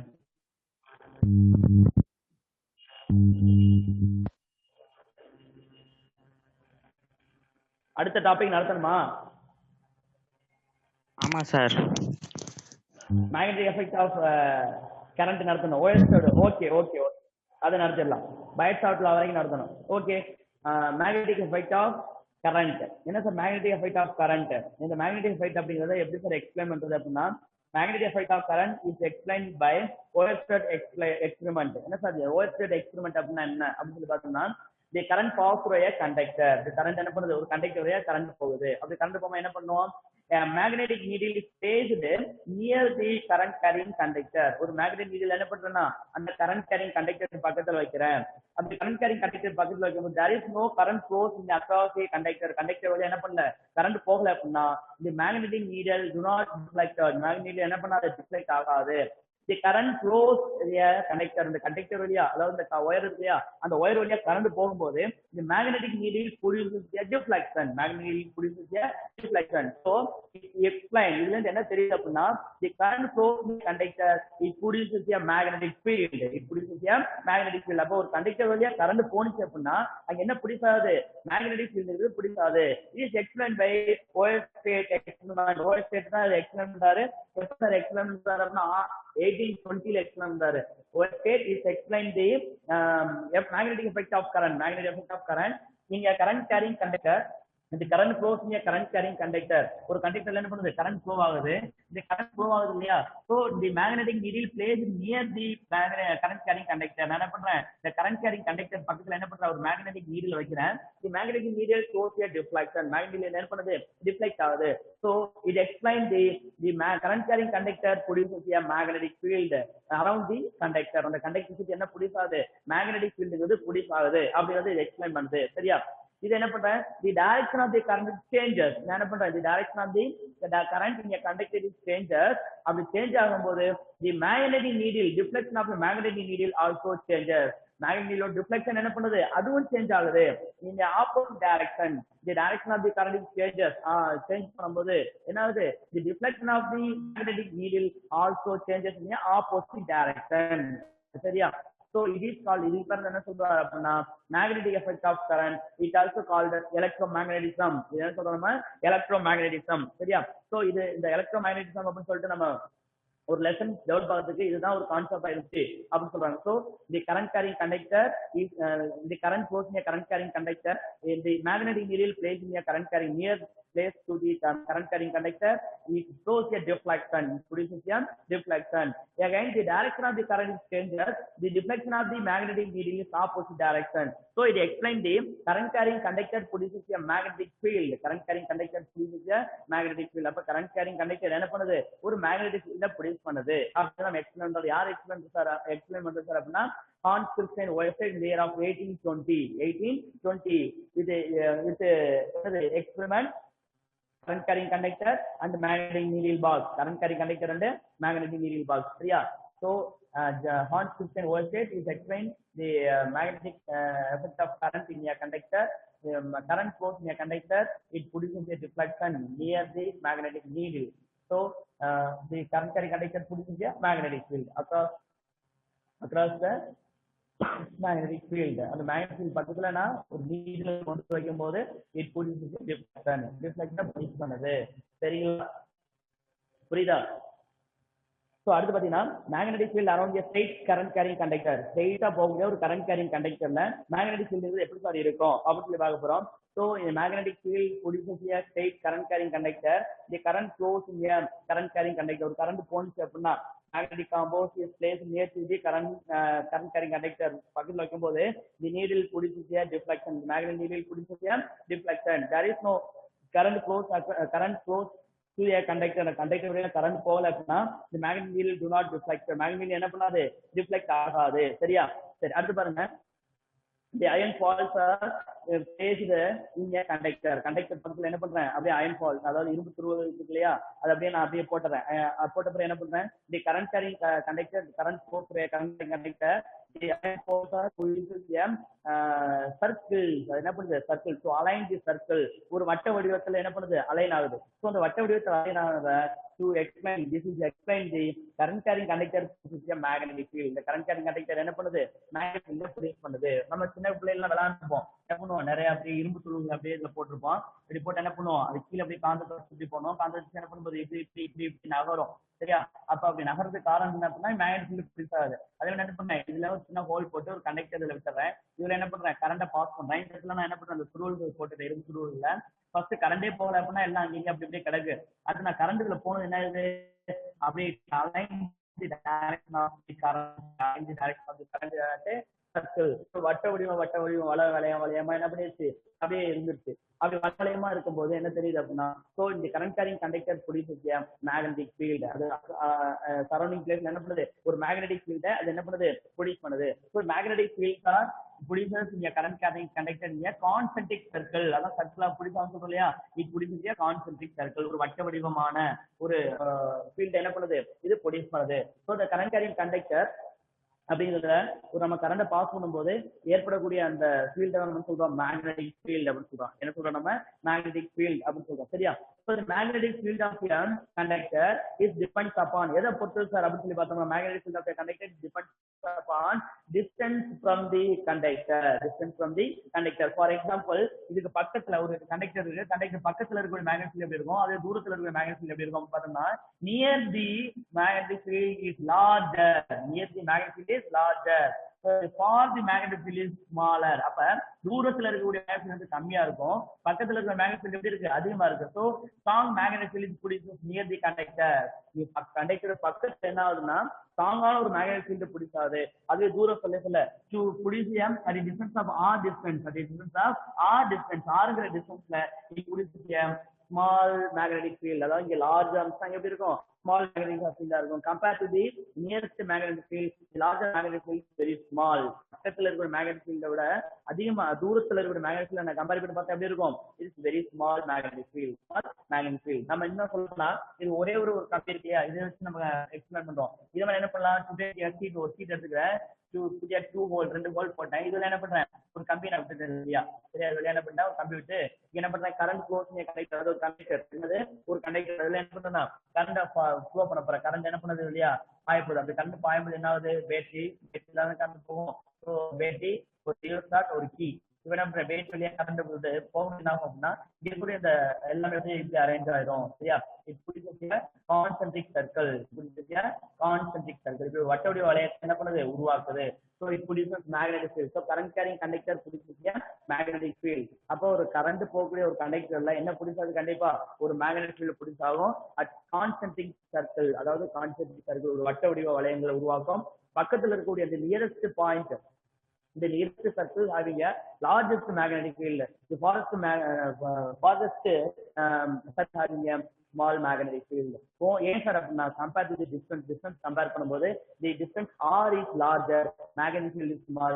Distance r is small, the magnetic field is large. சரிங்களா, இதுல உள்ள எக்ஸ்பிளனேஷன். ஸோ மேக்னெட்டிக் ஃபீல்ட் எப்படி சார் எக்ஸ்பிளைன் பண்றாங்க, சப்போஸ் அடுத்து பாருங்க, சப்போஸ் மேக்னெட்டிக் காம்பவுண்ட் இருக்கு இல்லையா, magnetic compound is placed near to the current carrying conductor. ஒரு கரண்ட் கேரிங் கண்டக்டர்ல கொண்டு அந்த மேக்னெட்டிக் ஃபீல்ட் வைக்கும்போது the magnetic field needle produces a rotation. Needle என்ன பண்ணுது, rotation. So it produces a rotation. So it is called torque. அதுக்கு நம்ம சொல்லுவோம் torque. So deflection is producing a dark. Deflection is produces a rotation.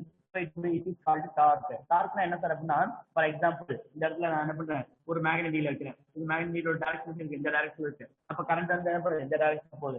திரும்ப என்ன பண்றேன், அதோட direction மாத்துறேன் என்ன ஆகும், இதோட டைரக்ஷன் சேஞ்ச் ஆகும். இது இந்த நீடிலோட டைரக்ஷன் என்ன பண்ணும், சேஞ்ச் ஆகும். அப்படி சேஞ்ச் ஆகும்போது கோஸ் டு ரொட்டேஷன், என்ன பண்ணுது, ரொட்டேட் ஆகுது. It is torque. எப்படி சார் டார்க், நம்ம ஏற்கனவே சொல்லியிருப்போம். டார்க்னா என்ன அப்படின்னா, motion of a particle in a circular motion. அதாவது ஒரு வட்ட வடிவ இயக்கத்துல இருந்துச்சு அப்படின்னா என்ன பிடிச்சாலும் அங்க பிடிச்சாவுடைய ஃபோர்ஸ் என்ன சொல்லுவோம், நம்ம டார்க் அப்படின்னு சொல்லுவோம். எப்படி சாவுடைய ஃபோர்ஸ் என்னது, டார்க்னு சொல்லுவோம். So it produces a torque. அங்க என்ன பண்ணுது, டார்க் அப்படிங்கிறத ப்ரொடியூஸ் பண்ணுது. ஸோ இந்த டார்க் அப்படிங்கிறது என்ன ப்ரொடியூஸ் ஆகுதுன்னா, டிபெண்ட்ஸ் அப்பான் ஏன் கரண்ட், கரண்டை பொறுத்தது. சரியா, புரியுதுங்களா? Yes, sir. டார்க் அப்படிங்கிறது எப்படி சார் அது? ஸோ அதோட மேக்னெட்டிக் ஃபீல்டு அப்படிங்கிறது நியர் தி கண்டக்டர், மேக்னெட்டிக் ஃபீல்டு நியர் தி காயில். இப்போ ஒரு காயில் எடுத்துக்கோம் அப்படின்னா நியர் தி காயில் மேக்னெட்டிக் ஃபீல்டு லார்ஜர் பக்கத்துல அதிகமா இருக்கும். அது தூரம் போக போகாத மேக்னெட்டிக் ஃபீல்டு என்ன இருக்கும், ரொம்ப ஸ்மால் வேல்யூவா இருக்கும். சரியா? புரியுதுங்களா? சரி, அடுத்து பாத்தீங்கன்னா ஃபார் எக்ஸாம்பிள் யூஸ் காயில். நான் ஒரு காயில் யூஸ் பண்றேன். அப்படி காயில் யூஸ் பண்ணும்போது இந்த current pass through coil it produces a magnetic field. அது என்ன பண்ண மேக்னெட்டிக் ஃபீல்ட ப்ரொடியூஸ் பண்ணுது.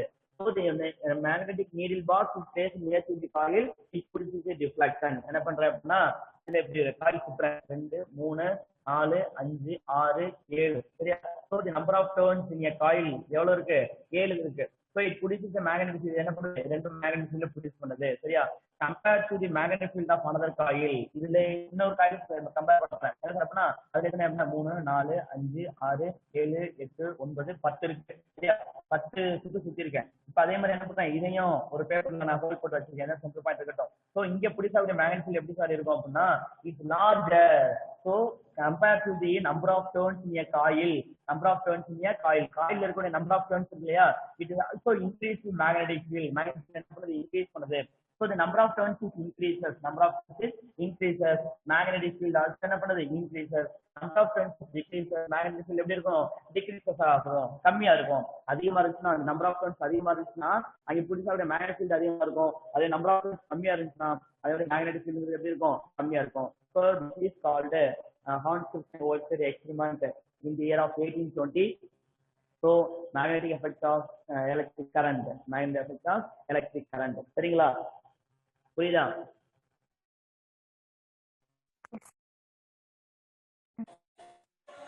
புரியுதுங்களா?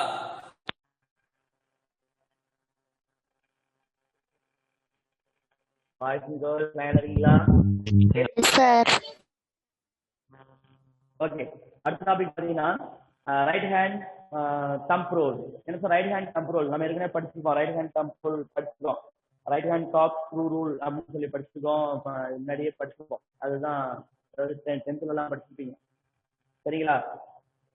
So right hand thumb rule. என்ன sir right hand thumb rule அப்படின்னு பார்த்தோம்னா so the direction of the magnetic field. சரியா? Direction of the magnetic field and direction of the current in a conductor is to know with the use of thumb rule. Thumb rule வச்சு என்ன பண்ணலாம்னா direction of magnetic field எந்த directionல இருக்கு, கரண்டோட direction எந்த directionல இருக்கு அப்படினால explain பண்ண முடியும். சரியா? என்ன சார் எப்படி சார் அப்படின்னா we hold the current carrying conductor. இதான் current carrying conductor. current carrying conductor என்ன பண்றேன், எப்படி புடிச்சேன். சரியா? we hold the current carrying conductor. current carrying conductor இப்படி புடிச்சாச்சு. இப்போ என்ன பண்ணுது, ரைட் ஹேண்ட் சைடு, ரைட் ஹேண்ட்ல நான் புடிச்சேன். So the thumb என்ன பண்றேன், thumb points the direction of the current. நான் என்ன பண்றேன், இப்படி thumb பிடிச்சிட்டு இதுல போய் பாக்குறேன். the thumb represents the thumb அப்படி ஸ்ட்ரைட்டா நீட்டா நிக்குன்னா என்ன பண்ணுது, the thumb represents the direction of the current. thumb எதை ரெப்ரசன்ட் பண்ணுது, direction of the current represent பண்ணுது.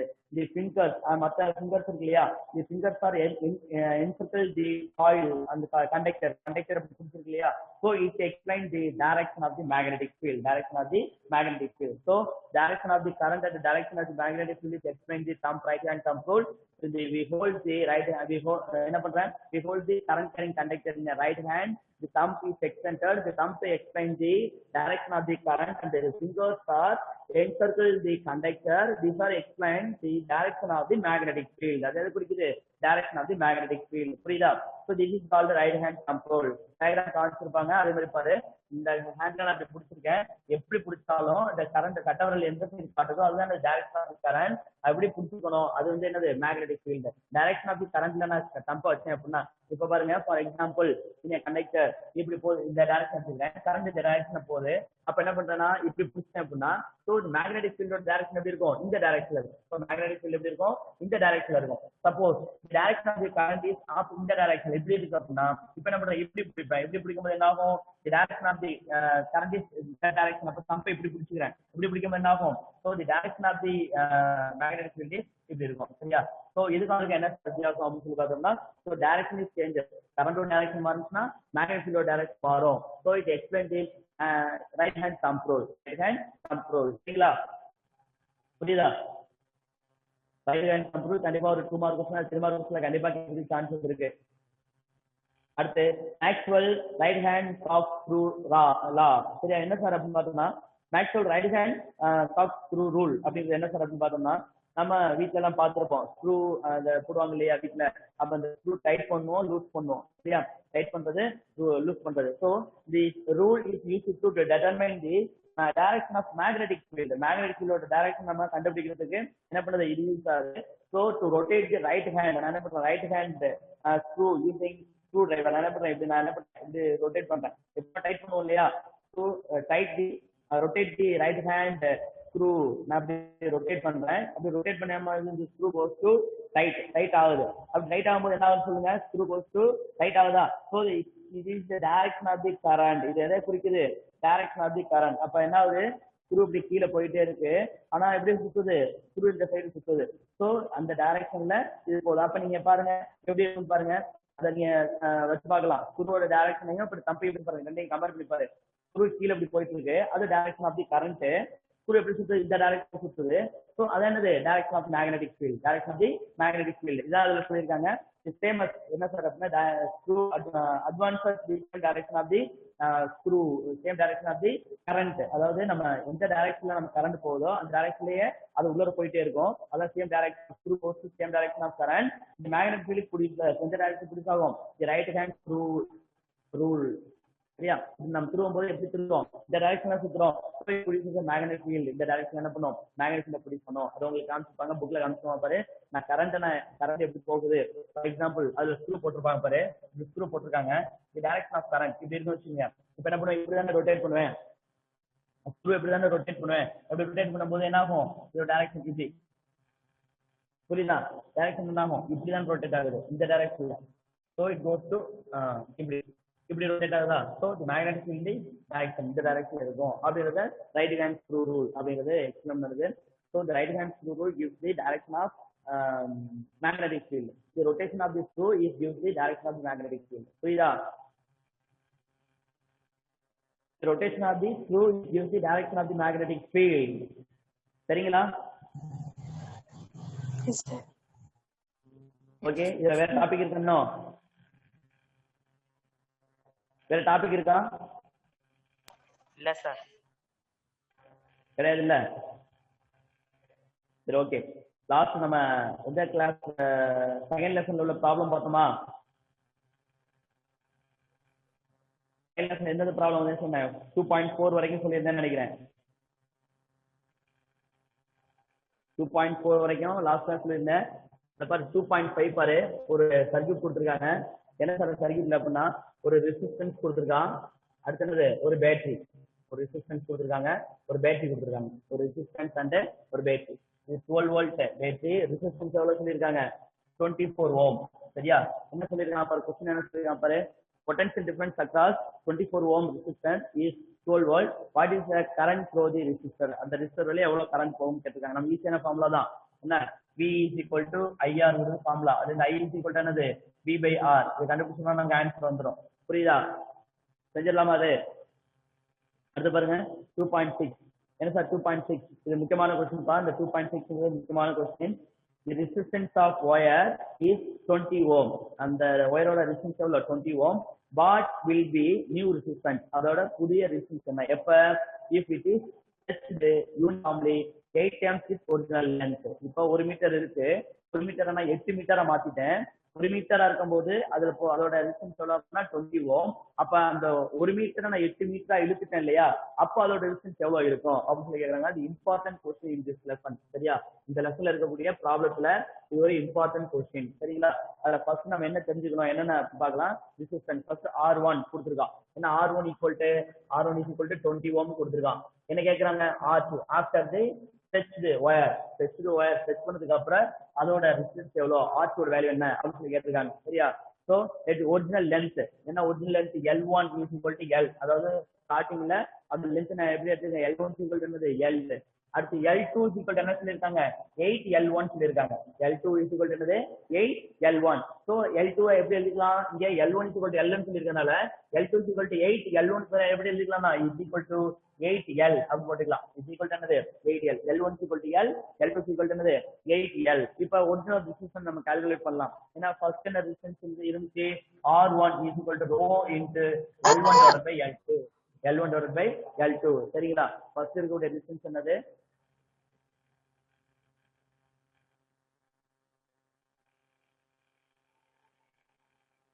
ஃபர்ஸ்ட் இருக்கக்கூடிய டிஸ்டன்ஸ் என்னது R1 is equal to rho into L1 divided by A1. L1 divided by A1. L1 divided by A1. இதுல நம்ம apply பண்ணலாமா? அதே மாதிரி R2 ஓட வேல்யூ கிடைக்குமா? R2 is equal to rho into சொல்லு பாப்போம் L2 divided by A2. L2 divided by A2 சரியா? இப்போ நம்ம தெரிஞ்ச வேல்யூ எல்லாம் சப்ஸ்டிட்யூட் பண்ணலாமா? பார்க்கலாம். இது L1 அது அப்படியே தான். L1 ஓட வேல்யூ L தான். அதனால என்ன பண்ணிக்கலாம்? L ன்னு போட்டுக்கலாம். அடுத்து L2 ஓட வேல்யூ என்ன சொல்லிருக்காங்க? 8L சொல்லிருக்காங்க. So rho into 8L divided by A2 அப்படி எழுதிக்கலாம். 8L divided by A2 அப்படி எழுதிக்கலாம். அது எப்படி எழுதிக்கலாம்?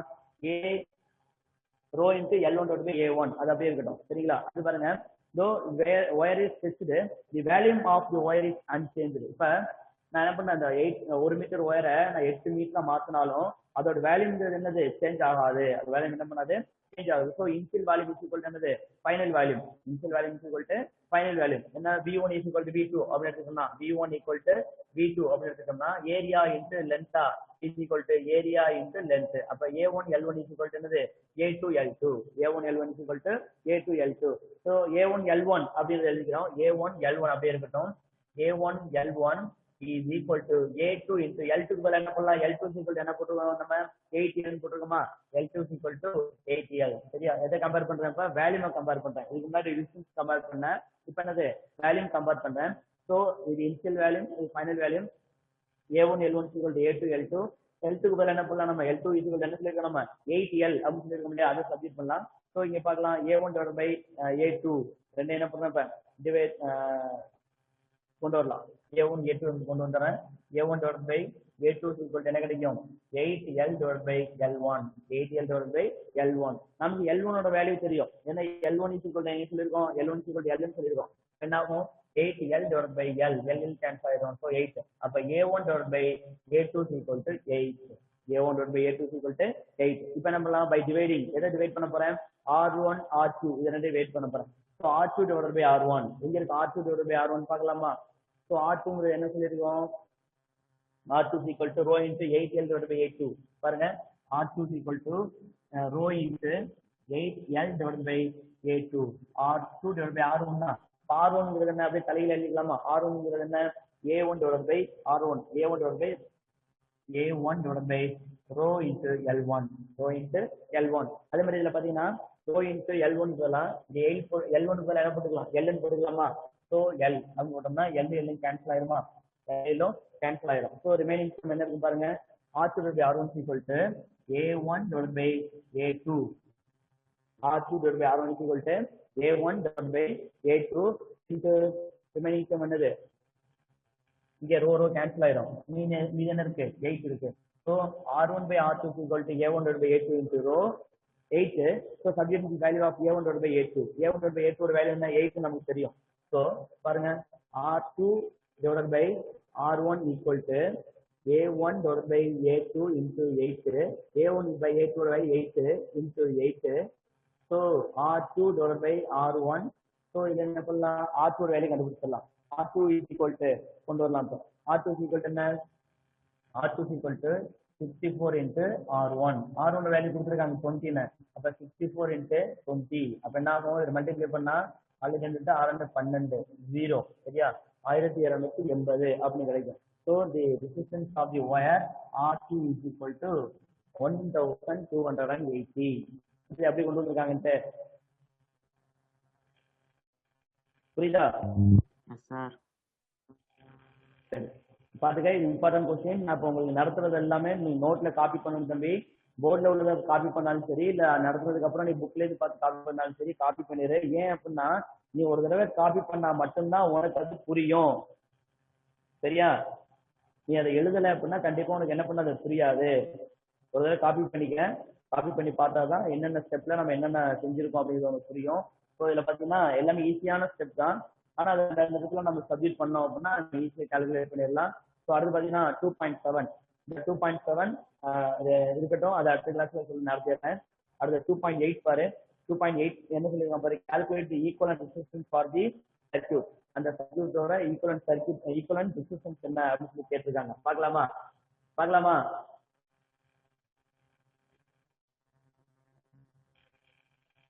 இருக்கீங்களா லைன்ல?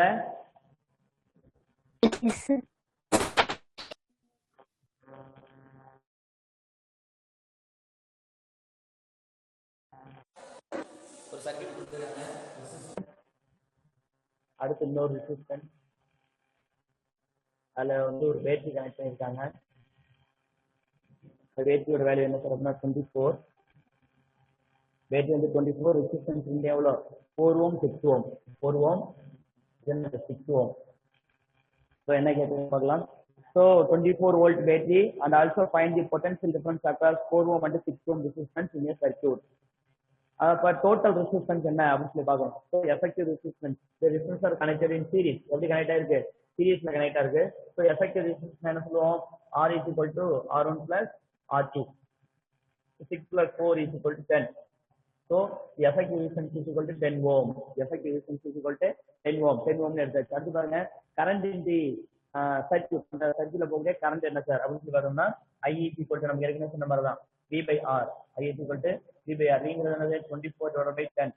24 divided by 10. என்ன ஆகும் இந்த இடத்துல நமக்கு? 24 divided by 10. 24 divided by 10 என்ன கிடைக்கும் நமக்கு? 2.4 கிடைக்குமா? 2.4 ஆம்பியர். இது டோட்டல் கரண்ட் சோர்ஸ் இன் சர்க்யூட். இந்த சர்க்யூட்ல போகக்கூடிய டோட்டல் கரண்ட். இப்போ என்ன கண்டுபிடிக்கணும்? ஒவ்வொரு ரெசிஸ்டன்ஸ்ல போகக்கூடிய கரண்ட் என்ன அப்படின்னு சொல்லி கண்டுபிடிக்கணும். கண்டுபிடிக்கலாமா? இங்க எஃபெக்டிவ் ரெசிஸ்டன்ஸ் வேல்யூ போட்டோம்ல, அந்த எஃபெக்டிவ் ரெசிஸ்டன்ஸ் என்ன பண்ண போறோம்? இண்டிவிஜுவல் ரெசிஸ்டன்ஸா போட போறோம். அப்ப இண்டிவிஜுவல் ரெசிஸ்டன்ஸ் போட்டா என்ன கிடைக்கும் பாரு? இண்டிவிஜுவல் ரெசிஸ்டன்ஸ் 4 Ω போடுற ஃபர்ஸ்ட். அப்ப I is equal to Vங்கிறது எவ்வளோ? Vங்கிறது எவ்வளோ? 24 divided by 4 என்ன கிடைக்கும் நமக்கு? 6 ஆம்பியர் கிடைக்கும். அடுத்து I is equal to 24 divided by 6 is equal to என்னது? 4 ஆம்பியர் அப்படி கிடைக்கும். So the current in the individual resistance என்ன அப்படின்னு நமக்கு தெரிஞ்சிருச்சா? சாரி,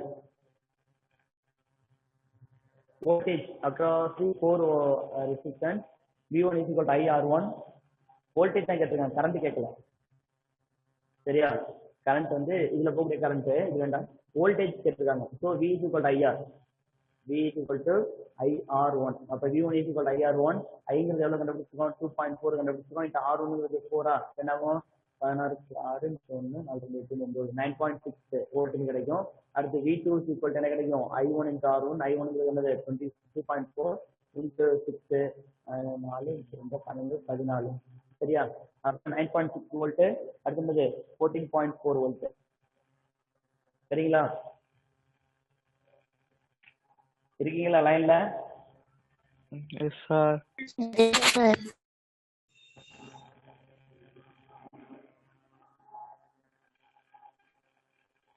சரி, ஓகே. அடுத்து பாத்தீங்கன்னா அடுத்த ப்ராப்ளம் பாருங்க. அடுத்த கொஸ்டின் 2.9.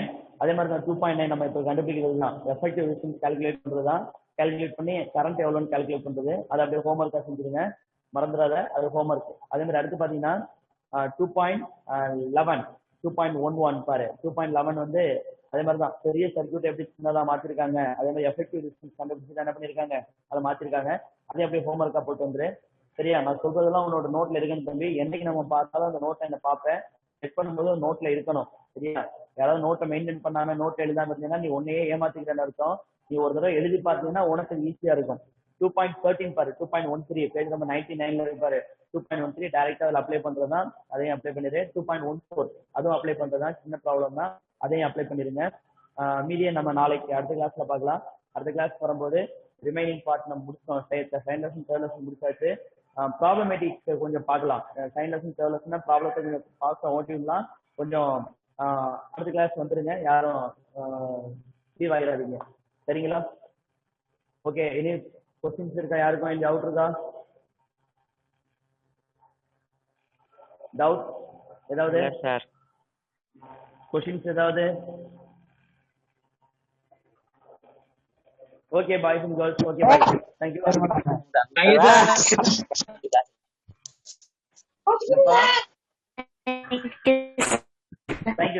Thank you. Leave ஆயிக்கங்க, அடுத்த கிளாஸ் பார்க்கலாம்.